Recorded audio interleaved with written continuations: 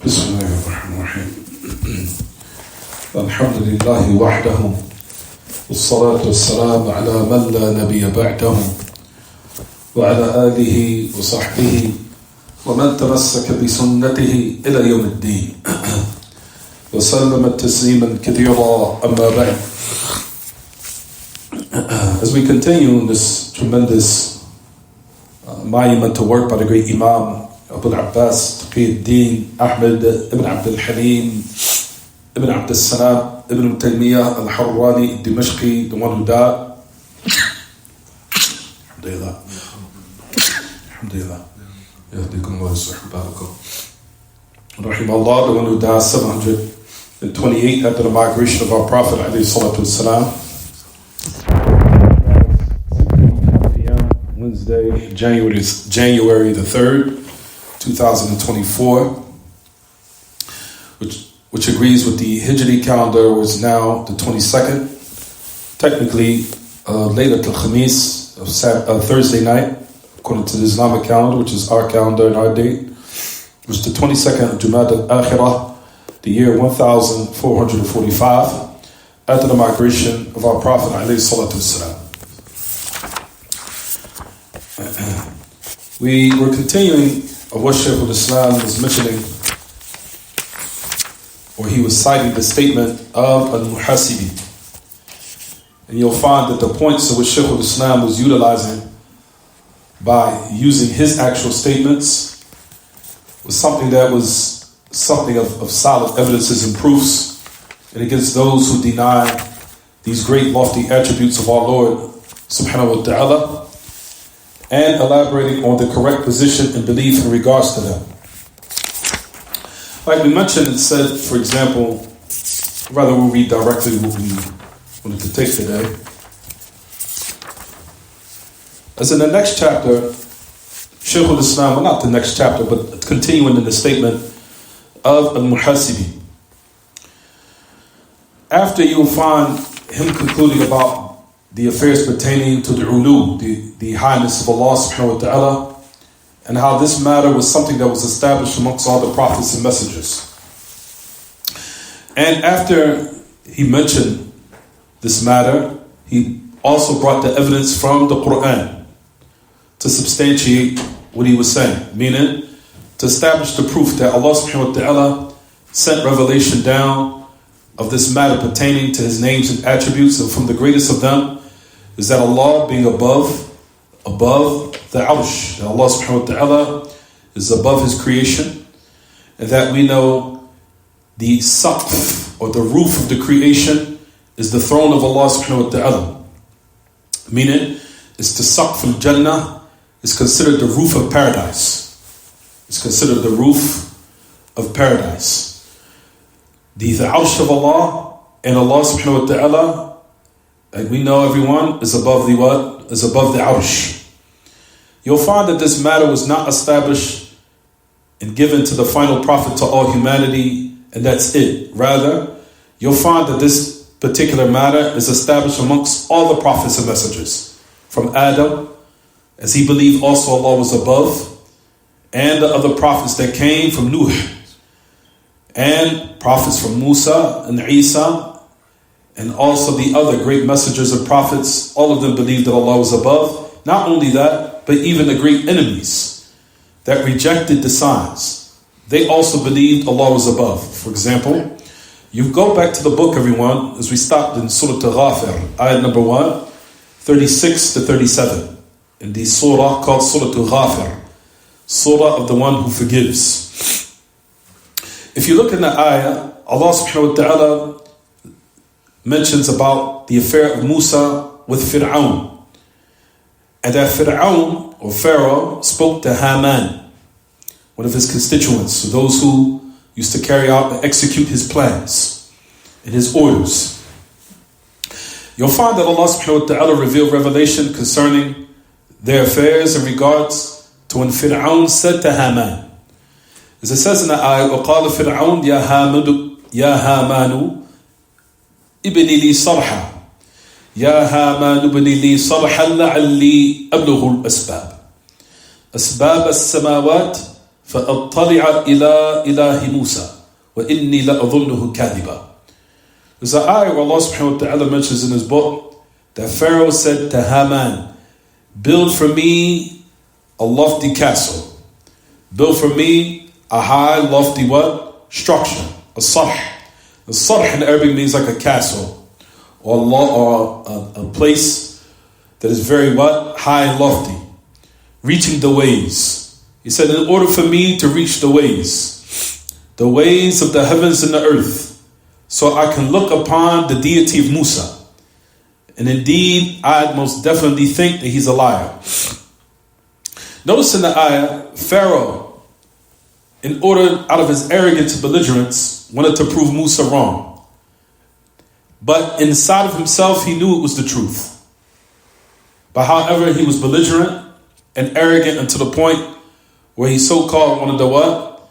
Show to the creation or everyone that Musa is a liar. The point of the matter is that what he tried to do establishes what we're speaking about now. He said, build a high lofty tower reaching the highest point of the heavens. What does one understand from that? Pharaoh, despite of him being upon disbelief, what do you understand from that? That the type of message that Musa was given to Pharaoh is that Musa had related to Pharaoh that he believed in the Lord that was where? Above the heavens. That's the point of what? Of why the Shaykh al-Islam Taymiyyah is mentioning this point here. Upon al-Muhasibi. As it says, Muhasibi goes on to say, ثُمَّ اسْتَأْنَفَ الْكَلَامَ فَقَالَ. Then Allah subhanahu wa ta'ala followed up the speech and he said, most definitely I think he's a liar. فِيمَا قَالَ لِي أَنَّ إِلَهُهُ فَوْقَ السَّمَاوَاتِ فَبَيَّنَ اللَّهُ سُبْحَانَهُ أَنَّ فِرْعَوْنَ ظَنَّ بِمُوسَى أَنَّهُ كَاذِبٌ فِيمَا قَالَ وعمد لطلبه حيث قاله من الظن بموسى أنه كاذب. He said, you'll find, and what Pharaoh said, that he believed that the deity of Musa was above the heavens. And Allah subhanahu wa ta'ala revealed these ayat, that Pharaoh thought of Musa that he was a liar and what he claimed or what he said. So what he did out of belligerence and arrogance is that he sought the what? Sought the way in which Musa had informed him where his deity was. Meaning, the deity of Musa in which he said about our Lord is that he's above. He said, the affair of which we're going to speak about, I'm going to explain all this, so give it more clarity. Don't worry, everyone.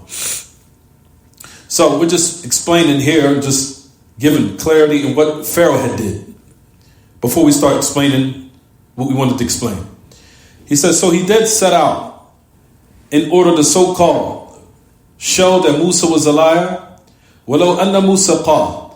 Now he goes on to say that if Musa, from his belief, is that Allah is everywhere and in everything, meaning he, Allah himself, is in everything and in everywhere, you will find that Pharaoh would have what? Sought Allah out in his house, or inside of his body, or within the wild creatures, or within disgusting, filthy places.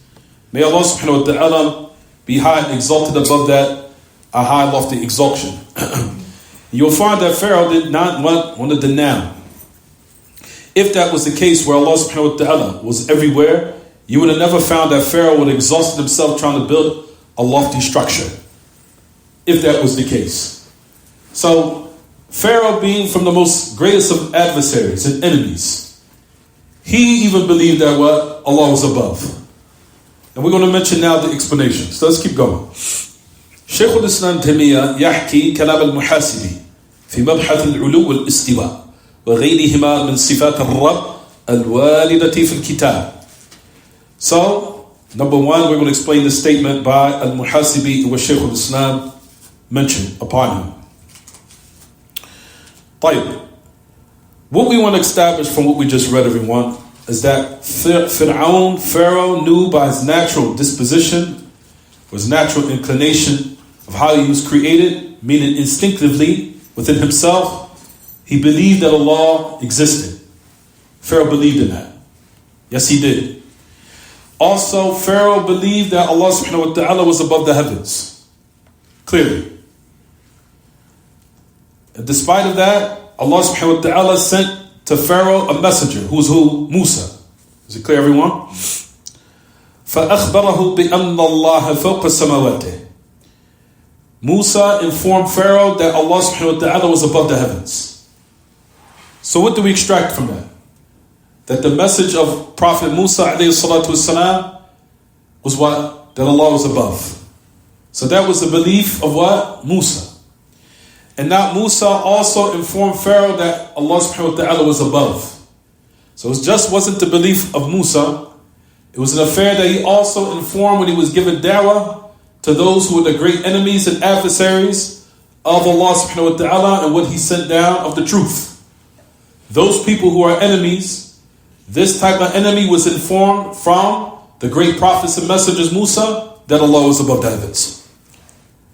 So this affair, based upon what Musa had informed, even though Musa informed Pharaoh of this matter, however, as we know, Pharaoh was what? Stubborn, belligerent, arrogant. So he rejected and belied to the point where his arrogance wanted to even accuse Musa of lying. So that belligerence and arrogance made him now want to what? Build a lofty structure, a tower, establishing that Allah is above, but at the same time so-called within, with himself believing it, but outwardly out of belligerence and arrogance wanted to what? Show something otherwise. But he believed it within himself.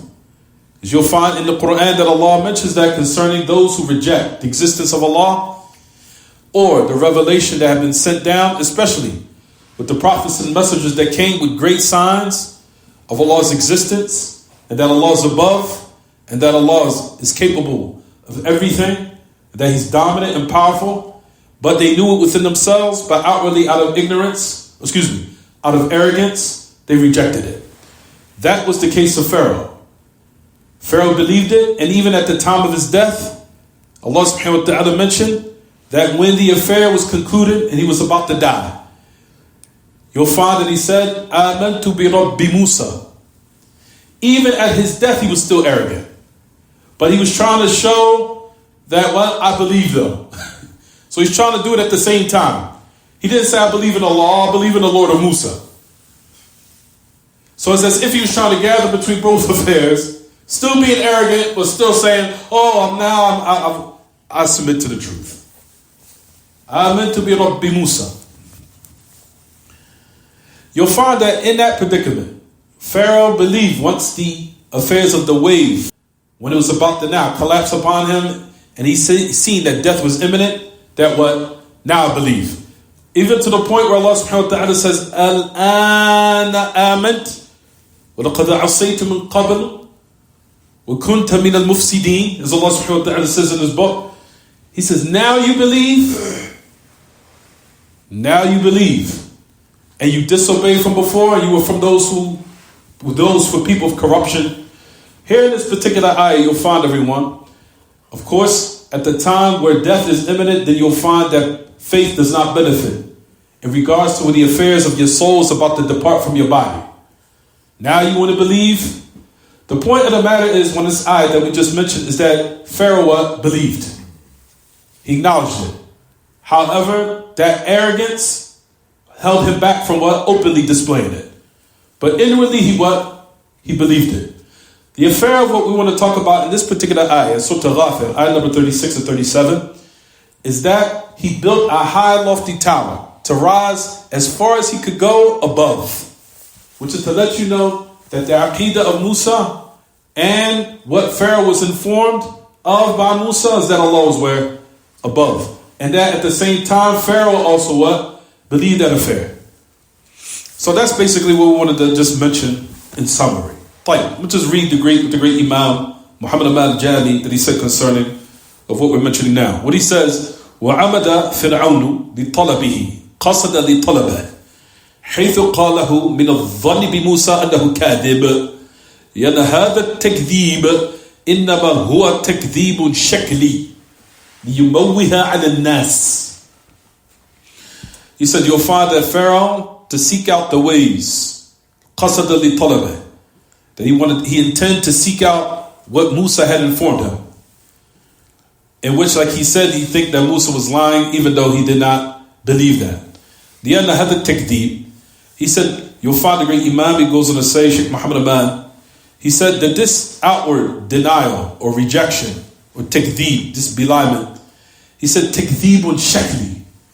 It was something he did outwardly only, meaning physically or externally, outward, what he was displaying, in order to camouflage upon the people what he was covering up. Is it clear what I'm saying? No. I mean, they'll believe what he believed internally, within himself. You're just trying to hide it. Walau anna Musa, now listen to this. That's not the point though. The point is here. If this was an affair based upon your find of some of the deviation or the great deviations of the Muslims these days, and I'm sure that all of us and even people listening online has heard this, of some Muslims saying that Allah is everywhere or that Allah is in everything. He said if this was a case that was established even amongst the prophets from before, وَلَوْ أَنَّ مُوسَى قَالَ, if Musa would have told Pharaoh, verily Allah is everywhere, meaning he himself is everywhere, then what Pharaoh would have done? He never would have built that high lofty tower. He would have sought out Allah either in his house or within his own body or within his backside. May Allah subhanahu wa ta'ala be high and exalted above that. And he would have never wore himself out trying to build what? A high structure. وَلَمْ يُجْهِدْ نَفْسَهُ بِبُنْيَانِ الصَّحْ. He would have never tired or rendered himself weary in building a what? A high structure. وَلَوْ أَنَّ مُوسَى قَالَ, if Musa would have said to Pharaoh, verily he's everywhere. Just as of the Muslims and what a lot of them have adopted of these type of deviated beliefs, similar to today what we hear, this would have been the case. You'll find that Pharaoh would have sought him out in all these different places, just what we said. Either in his body, or within his garment, what he was wearing, in his clothes, or within his backside, or whatever type of a place, or even the toilets, or in the bathrooms, where urine is, and feces, and other than that. And may Allah subhanahu wa ta'ala everyone be raised and exalted high above that. He would have never rendered himself weary building that high structure. Meaning, all of this is to conclude what everyone, that Musa informed Fir'aun and his followers that he believed in his Lord, which created the heavens and the earth, and that which was between it within 6 days, and then Allah subhanahu wa ta'ala ascended above the arsh. So that was an affair that was what everyone established amongst all the prophets, all the messengers unanimously. That was something that was what? Known. Of our aqidah that was firm. None of the prophets and the messengers differed in that. None of them. Not in regards to the rububiyyah of Allah, the uluhiyyah of Allah, the al-asma' wa sifat of Allah, and especially specifically this type of sifah, this type of description and name, which is called sifatul ulu, or Allah is Ali, or Allah is a'la, or Allah is muta'ala, meaning that Allah, He Himself, is up high and above the creation. That was an affair which all the prophets and messengers believed in. There was not one prophet and messenger that came and said Allah was everywhere. Nowhere. You would never find it. Every affair, like we said, is in what? A sequence where it does not contradict itself at all. Everything in regards to the belief of Allah, you'll find with the prophets and the messengers within the usul of the religion, all is in one sequence. Meaning, it's all unanimously agreed upon in regards to the foundation, the fundamentals, and the creed of these affairs. They were united. None of them believed that Allah was in the form of a human being. None of them believed that Allah is everywhere. None of them believed that Allah made Himself in the form of a human being in order to die. None of them believed in that. All of those matters have been what? Established amongst all the prophets and the messengers, that Allah subhanahu wa ta'ala is above the creation. And He is not mixed. He's not merged. He's not united. He's not within the creation at all. Rather, you'll find that the belief in all the prophets and the messengers is that Allah is separate from the creation. He is not mixed with them. He is separate and distinct, meaning He does not resemble them either. That He is separate and distinct from the creation. Is it clear, everyone? No.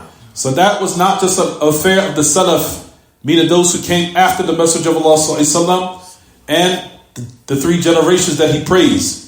Meaning that was an affair that all of the prophets and messengers believed before. So the affair of what the people, meaning the people the Sunnah are upon, is something that all the prophets and the messengers were upon. To let one know that belief, if one holds on to it, you're all holding on to the pure creed of all the prophets and messengers. طيب. So let's keep going. You'll find that the great Imam, he goes on to say, وَهُوَ فَوْقَ السَّمَوَاتِ بَائِنٌ بِخَلْقِهِ وَلَمْ يُخْبِرْهُ وَلَمْ يَقُلْ لَهُ بَلْ إِنَّ فِرْعَوْنَ نَفْسَهُ وَإِنَّ اتَّهَمَ مُوسَى بِالْكَذِبِ. He said even though he might have accused Musa of lying, but like we said, that was what he outwardly displayed only. He said, مَا كَانَ يَعْتَقِدْ بِأَنَّ اللَّهَ فِي كُلِّ مَكَانٍ. No one believed, not Musa nor Pharaoh. And that's something I want everyone to write down. Musa nor Pharaoh believed that Allah was everywhere. Is it clear, everyone? No. So not only the greatest of all prophets, as a matter of fact, I don't want to put Musa and Pharaoh in the same context, excuse me. I don't want to, because that's from Bab, what they call Alam tara anna as-sayfa yanqusu qadruhu idha qila inna as-sayfa amda min al-'asa. I don't want to put Musa and Pharaoh in the same context in that particular affair. There's a poet where poet says in his poetry, Alam tara anna as-sayfa yanqusu qadruhu idha qila inna as-sayfa amda min al-'asa. Do you not see the sword that it loses its sharpness if it said that verily the sword is more sharper than the stick? So you want to put it in the same context. Is it clear, everyone? No. He said, do you not see that the sword that it uses its magnitude of that sharpness that you think it to have, if you compare it to what? You put it in the same context with the what? With a stick. Fine. But anyway, we say Musa separately believed that Allah was what? Above. You'll find even Pharaoh, like we said, separately, not doing with Musa. Pharaoh even what? Did not believe that Allah was everywhere. Pharaoh never even believed that. Where he was one of the most greatest of those who are what? Arrogant. Rather, you'll find that he proclaimed that he himself was a Lord. Rather, he was the Lord that deserves to be worshipped. That is the height and the peak of what, everyone? Arrogance. And despite of that, he didn't even believe what? That Allah was everywhere. He didn't believe that. ما كان يعتقد بأن الله في كل مكان. And if that was the case, وإلا لما أتعب نفسه ببنيان الصرح. وهذا دليل أن فرعون يعتقد وإن كان يتظاهر بالتكذيب بأن الله في العلو.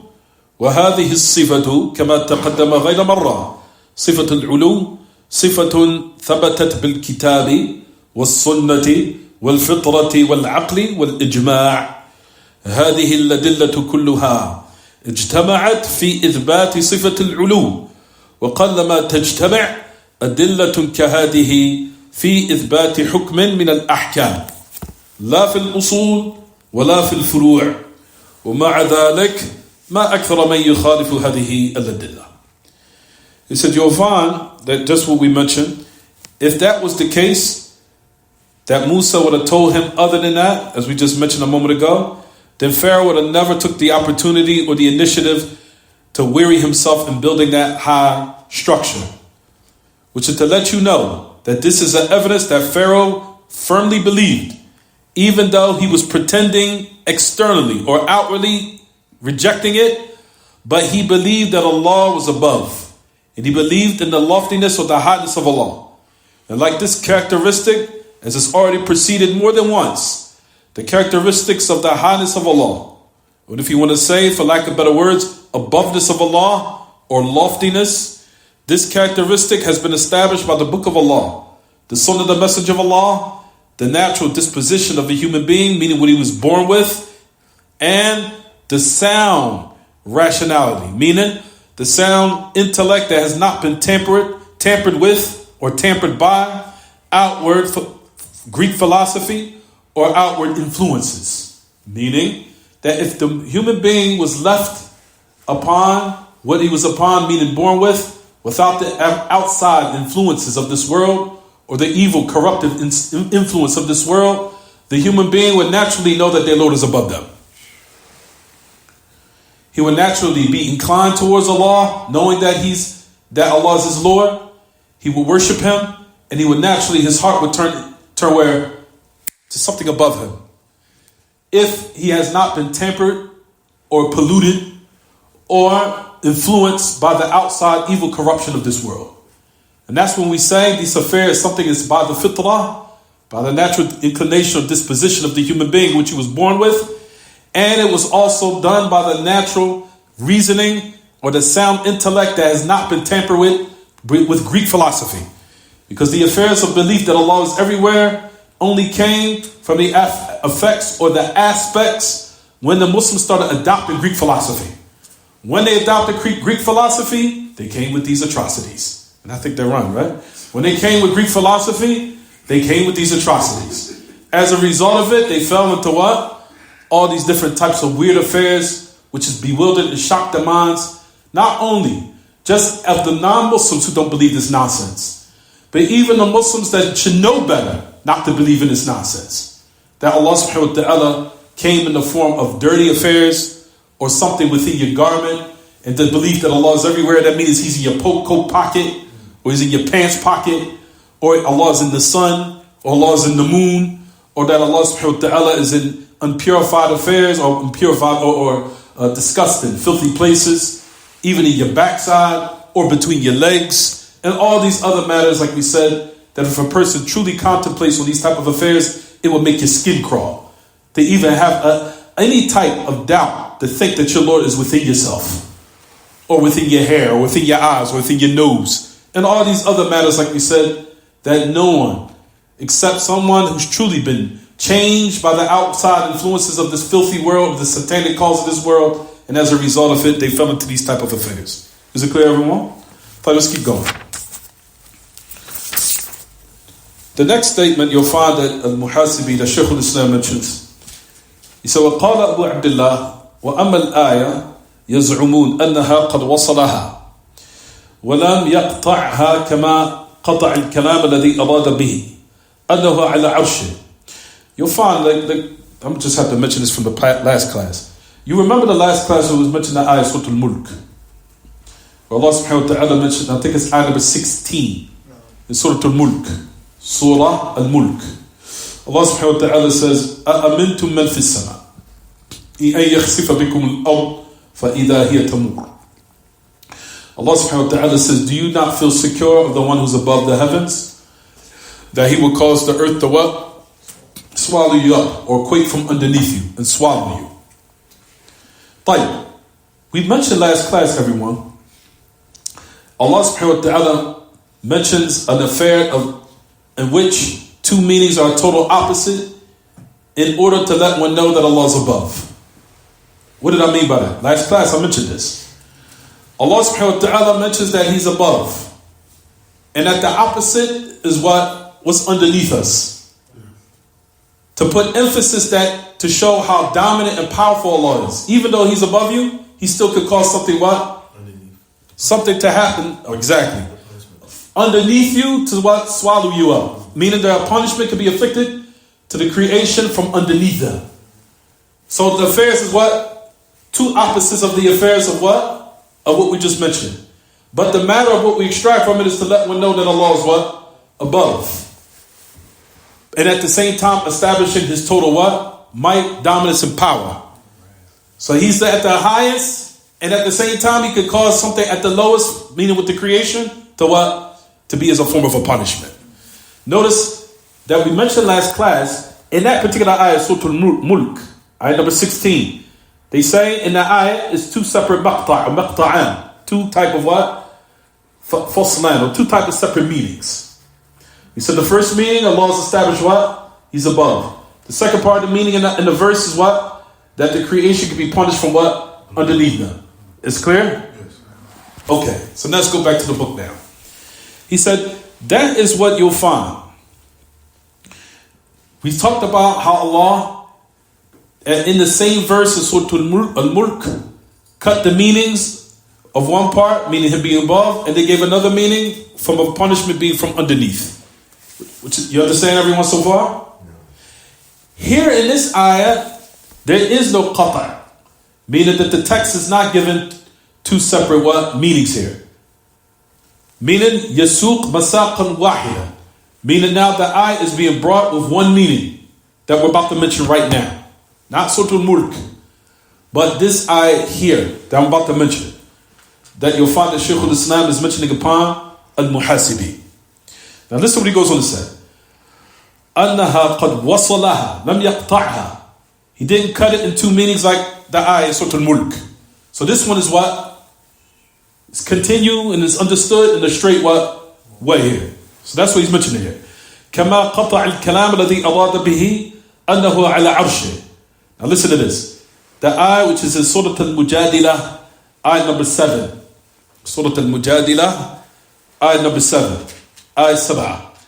أَلَمْ تَرَ أَنَّ اللَّهَ يَعْلَمُ مَا فِي السَّمَاوَاتِ وَمَا فِي الْأَرْضِ مَا يَكُونُ مِن نَجْوَى ثَلَاثَةٍ إِلَّا هُوَ رَابِعُهُمْ وَلَا خَمْسَةٍ إِلَّا هُوَ سَادِسُهُمْ وَلَا أَدْنَى مِن ذَلِكَ وَلَا أَكْثَرَ إِلَّا هُوَ مَعَهُمْ أَيْنَمَا كَانُوا ثُمَّ يُنَبِّئُهُم بِمَا عَمِلُوا يَوْمَ الْقِيَامَةِ إِنَّ اللَّهَ بِكُلِّ شَيْءٍ عَلِيمٌ. That ayah. I'll say it in English, don't worry. He said, do you not see? Now keep in mind what I'm about to say. Contemplate on the words. Do you not see that Allah has knowledge of what is in the heavens and what is in the earth? There's not a secret gathering of what? Of three, except that He is the fourth. There's not a secret gathering of what? Of five, except that He is what? The sixth. And no more less than that, nor less than that, nor more. Except that He is with them. Keep in mind what I just said. With them. Didn't say inside of them. With them. Wherever they are. Just keep this in mind. It's a point I'm about to make. Except that He is with them. Wherever they are. Then He will inform them on the day of resurrection of what they've done of deeds. Now listen to the ayat again. The ayat is now being finalized and ended by this. Verily Allah is all knowledgeable of what? Everything. Notice the ayat started with what, everyone? Knowledge. And at the end of the ayat, it was ended off with what? Which to let you know that Allah is what? With? How is He with you? So the ayat started off with knowledge. And the ayat what? Ended off with knowledge. Al-Muhasibi goes on to say, but there's another thing I want to it's another point that I'm going to establish in a minute. Just give me a second. Al-Muhasibi, the Shaykh al-Islam continues to cite the statement of Al-Muhasibi. He goes on to say, فَأَخْبَرَ بِالْعِلْمِ. Allah informed of knowledge. ثُمَّ أَخْبَرَ أَنَّهُ مَعَ كُلِّ مُنَاجٍ ثُمَّ خَتَمَ الْآيَةَ بِالْعِلْمِ بِقَوْلِهِ أَنَّ اللَّهَ بِكُلِّ شَيْءٍ عَلِيمٌ. Then Allah informed of the knowledge. We started the ayah off with knowledge. Then Allah in the same verse informed that He's with every secluded individual that has a type of what? Secluded gathering. Is it clear? A secluded type of what? Gathering. Munajin. Munajin meaning a secret gathering, or a group of people secretly gathering. Then it says, ثُمَّ خَتَمَ الْآيَةَ بِالْعِلْمِ بِقَوْلِهِ. Then Allah ended the ayah with what? Knowledge. By saying, indeed, that Allah with everything is all what? Knowledgeable. Or that Allah is knowledgeable of everything. The ayah says, or the verse establishes that in the beginning of the ayah, Allah started it off with what? And at the end, when He ended the ayah off, He ended it off with what? Which now concludes, and this is the statement of Muhasibi in regards to the Sufis, especially the extremists from amongst them that believe that Allah has become united with the creation. It's because keep in mind, Muhasibi was a Sufi. He was a Sufi and he was what? And he was Sufi. Yes, he was. He was Sufi. So you'll find he was from those scholars that they revered. And that's why Shaykh al-Islam is using his statement. He's saying what we say, meaning the people of Sunnah. So he's utilizing their statement in order to what? Use it as a proof. This is someone you hold in high esteem. This is what he's saying. He doesn't even believe that Allah is everywhere. He's saying here that clearly Allah is what? Above. And that Allah is not with the creation, He Himself is not within the creation. Meaning that Allah is with the creation by His will. Exactly. So based upon that, let's keep going. He said, فَبَيْنَا. Now, Muhasibi was from Ahl Kalam, and he was Sufi. He's from Ahl Kalam. He was from the people of rhetoric, meaning people that used to use their rationality, intellect over the revelation. He was from those. Even though you'll find that Al-Ilm, and Allah knows best whether or not he made a frank tawbah, even though it was narrated. But the point of the matter is, you'll find that Shaykh al-Islam is using this statement against his followers, because those, like we said, from those extremists from amongst the Sufis, they believe that Allah subhanahu wa ta'ala has become one with the creation. And from them, at the head of those particular people, is an individual named Ibn Arabi, Al-Hatimi Al-Ta'i. Ibn Arabi, not Ibn Al-Arabi. Ibn Arabi. Ibn Al-Arabi was Salafi. Ibn Arabi, without the alif lam, was considered the founder of Wahdat al-Wujud. He was considered the founder of the belief that Allah became united with the creation became united with him. His name was Ibn Arabi, Al-Ta'i Al-Hatimi. And Shaykh al-Islam called him Ra'is Wahdat al-Wujud, the founder of the belief that Allah became united with the creation. And you'll find that the Sufis, they call him a Shaykh al-Akbar. They call him the greatest Shaykh. They call him a Shaykh al-Akbar. From the extremists from amongst them, and that's their ultimate goal, is to attain the goal that he attained. Ultimately, if you want to say for lack of better words, was kufr. And in their eyes, it was something great. And those who truly study pure Islam knows that the only thing he attained was absolute what? Disbelief. Rather, you'll find that Shaykh al-Islam said he came with affairs of kufr, not even the kuffar Quraysh came with. From his statements is this. Now listen to this. Al-abdu rabbun wal-rabbu abdun wa layta shi'ri man al-mukallaf. Listen to this filthy statement. I could go on and on about the filthy statement. But anyway, he said the Lord is the servant is the Lord. How can anybody be burdened with anything but obligatory? Meaning, once the Lord has become what? I've reached the level where Allah is within me, I don't have to do anything anymore. Meaning, I don't have to pray anymore. I don't have to fast anymore. I don't have to pay zakat anymore. I don't have to abstain from women in marriage anymore. I can do anything anymore. I can even walk around butt naked. And that's where you'll find a lot of the extremists from the Sufis, you'll find from their stories is that some of them used to walk around naked. And they used to be seen walking out of brothels. Why? Because I've reached the level I don't have to do anything anymore. Is it clear? Yeah. And they used to give talks naked. And they say, he's Maulana. He's our Shaykh. He's our Maulana. He's our Maulana. He's a Mawla. Khalas. He's reached the level. You understand, everyone? You'll find that these type of affairs have been what? Narrated upon them. Yes, absolutely. If you go back and study, these are the type of atrocities that these people used to be involved in based upon these type of beliefs. And you'll find from the Sufis who are extremists too. You'll think that, oh, Sufis are nice. No, they're not.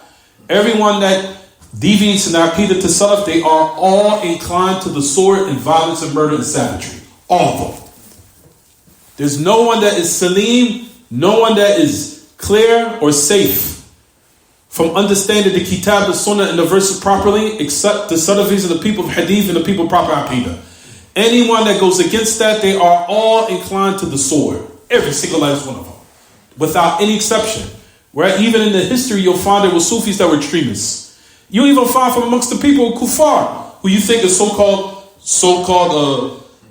nice people, are extremists and violent. From them is the Buddhists who are torturing the Muslims in where? In Burma.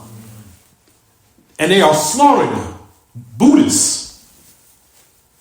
Slaughtering them and torturing the Muslims in Burma.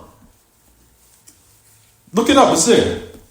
And you think that they're all what? All nice people, nice. No. Anybody who deviates from the affairs of their aqidah to salaf, even amongst the Muslims who deviate in these affairs, are all inclined to the what, everyone? They're all inclined to the sword, and all inclined to violence, and all inclined towards bloodshed and murder. Even, like we said, they have a deviant sector amongst the Sufis. You know what they're called? The fuqara of jama'ah. Fuqara, they call poor, impoverished jama'ah. You'll find from amongst the extremists from the Sufis who killed someone here in Philadelphia amongst the ulama who was here in the 70s or the 80s. His name was Muhammad Aslam, Sheikh Muhammad Aslam, rahimahullah. He was killed by the fuqara al-jama'ah. They killed him. They shot him in the head. He was here in Philadelphia.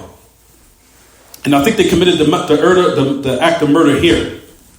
They set him up, the Sufis. They set him up and they murdered him. And like we said, they were an extremist group called the what? The Fuqara al-Jama'ah. The Fuqara al-Jama'ah. In which I heard my father, Shaykh Ubaid, he even mentioned about his affair. Father knowledge, of course. Shaykh Ubaid, my great father, may Allah have mercy upon him, mentioned Muhammad Islam in one of his lessons in Medina. He said there was a Muhammad Islam who graduated with Magister, wrote a Risala, Magister, refuting the Sufis until he was killed in Philadelphia by the deviant extremist sect from amongst the Sufis called the Fuqara al-Jama'ah. Everyone who deviates from the Aqidah to Salaf, all of them are inclined to the what, everyone? They're inclined towards the sword. Meaning, they're inclined towards violence, bloodshed, murder, and mischief within the land. Is it clear? G. Right, so let's get back. You'll find that Ibn Arabi al-Hatimi al-Ta'i, he was the one that believed that Allah became united with the creation. And you'll find, like we said, Shaykh al-Islam said he came with atrocities and kufriyat that was not even preceded by the kuffar of Quraysh. I mean, he came with affairs that were worse. And I just gave you examples of it. Walk around naked. Exactly. And that's worse than that. Affairs I could, let's keep to the book. Fine, so let's go back to the book. طيب فبين أنه أراد أنه يعلمهم حيث كانوا لا يخفون عليه ولا يخفى عليه مناجاتهم ولو اجتمع القوم في أسفل وناظر إليهم في العلو فقال إني لم أزل أراكم وأعلم مناجاتكم لكان صادقا. So you'll find it says in this last part, keep in mind we said in the ayah which is in Surah Al-Mujadilah, ayah number 7, ayah 7, Surah Al-Mujadilah, that Allah subhanahu wa ta'ala of course started the ayah off with what? Knowledge. And Allah ended the ayah off with what, everyone? Knowledge. طيب, keep that in mind. فَبَيَّنَ أَنَّهُ أَرَادَ أَنَّهُ يَعْلَمُهُم. Allah subhanahu wa ta'ala made it clear that He wanted to let the creation know that He knows them wherever they are. Nothing, nor are they hidden from Him, nor is their secret secluded gatherings hidden from Him. Even if they was to be gathered where? وَلَوْ اجْتَمَعَ الْقَوْمِ فِي أَسْفَلٍ. Even if the people are gathered under the heavens, of course. And Allah, of course, looks to them while He is above them. فَقَالَ إِنِّي لَمْ أَزَلْ أَرَاكُمْ. Even though Allah is above us, it's as if He's saying, I'm above you, but I still see everything that you do. And I have total, complete knowledge of your secret, secluded gatherings. Most definitely, He's spoken the truth. And belongs to Allah is the highest of what? Examples, meaning it doesn't resemble the creation. فَإِنْ أَبَوْا إِلَّا ظَاهِرَ التِّلَاوَةِ. Now this is the last part, and I'm going to stop right here. I'm going to leave it off in this point. Keep in mind what I said a moment ago, right, everyone? I said, He is with you, right? Allah didn't say He is in you. Remember I said that? No. Of course, we know that the correct belief is what? That Allah is with us in His knowledge, right? Fine, so keep it in. Now, this is what Muhasibi goes on to say. He says, فَإِنْ أَبَوْا إِلَّا ظَاهِرَ التِّلَاوَةِ. If they now want to reject, except that the apparent recitation of the verse. Now listen. وَقَالُوا هَذَا مِنْكُمْ دَعْوًا. He said that this from you amongst you is a claim. خَرَجُوا عَنْ قَوْلِهِمْ فِي ظَاهِرِ التِّلَاوَةِ. He said now they cannot use the apparent verse or the apparent recitation as an evidence. Why? Because even the verse says what? He's with you. When you hear the word with, does that mean He's in? No. That's basically what he's saying here. Even though that's not still incorrect, because we still hold on to the what? Apparent meaning of the ayah. The ayah is correct. Even in the apparent recitation. That's what Ahlul Sunnah believes. But in his argument against them, he was using this. He said, even if you say this, you're trying to use this as evidence, the evidence is still against you. Because the evidence says with, it doesn't say what? In. You get it? That's the point I'm trying to make. He said, even if you want to try to use this as evidence, it's still what? Not acceptable. Because it's still saying with. It doesn't say what? Exactly. So that's what he's mentioning here. He said, خَرَجُوا عَنْ قَوْلِهِمْ فِي ظَاهِرِ التِّلَاوَةِ. They left out their statement of so-called holding on to their apparent recitation. It's still against them. He said, لِأَنَّ مَنْ هُوَ مَعَ الْإِثْنَيْنِ أو أكثر هو معهم لا فيهم. He said, because the one who is what? With two or more with them does not mean he's what? In them.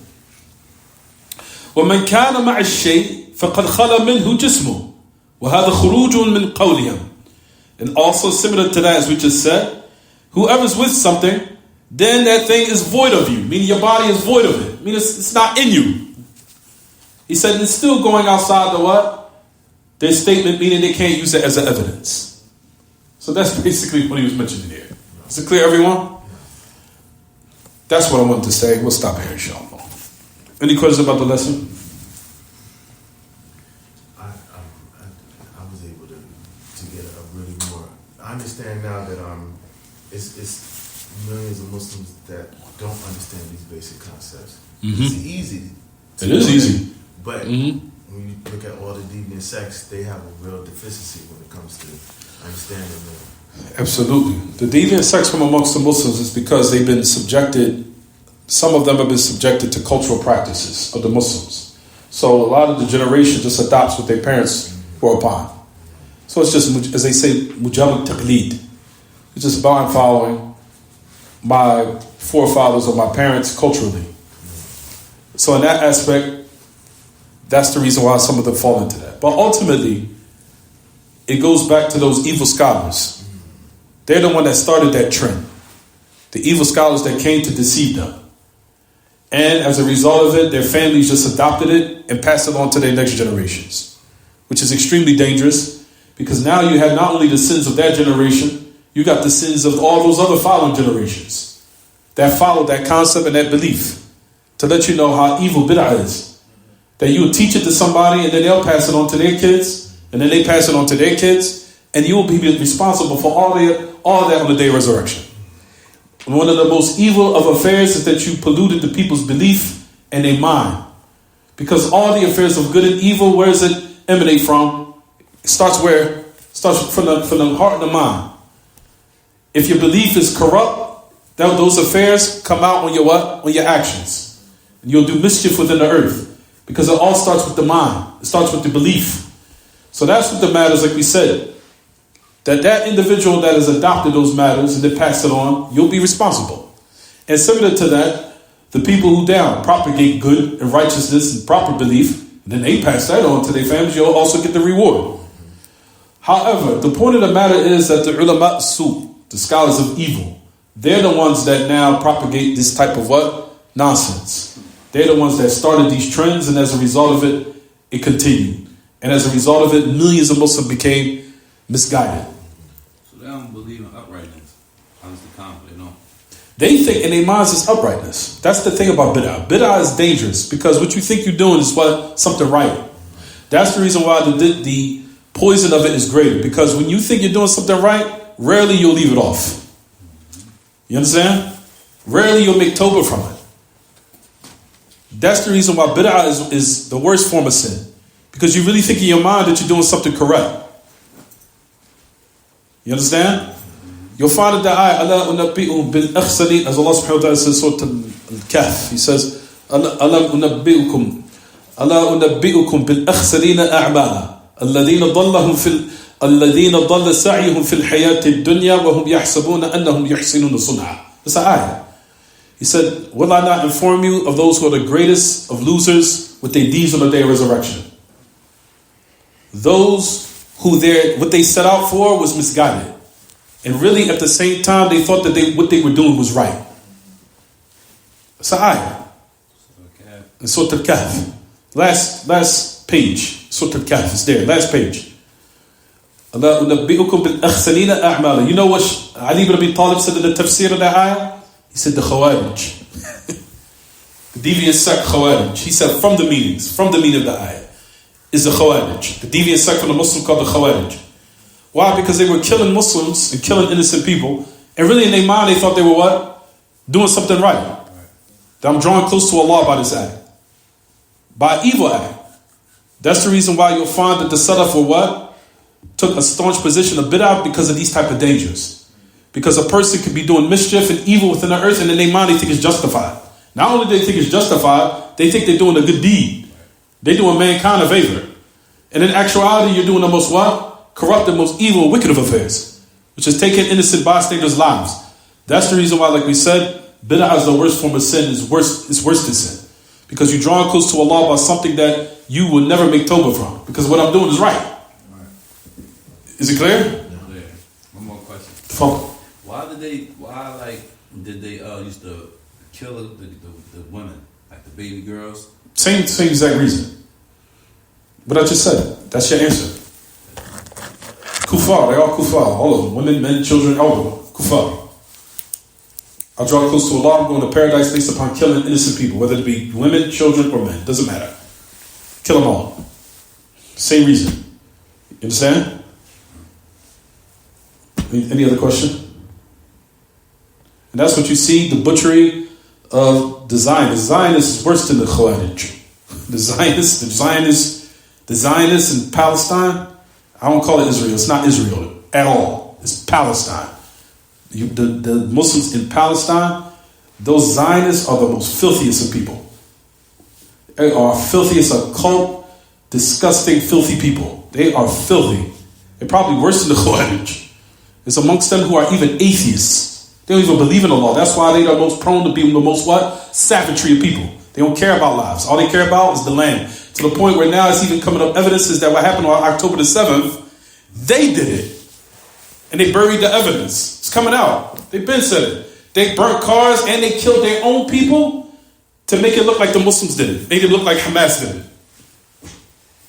They killed their own, they slaughtered their own people. Which is to let you know that they're on a whole other level of what? Savagery. Right.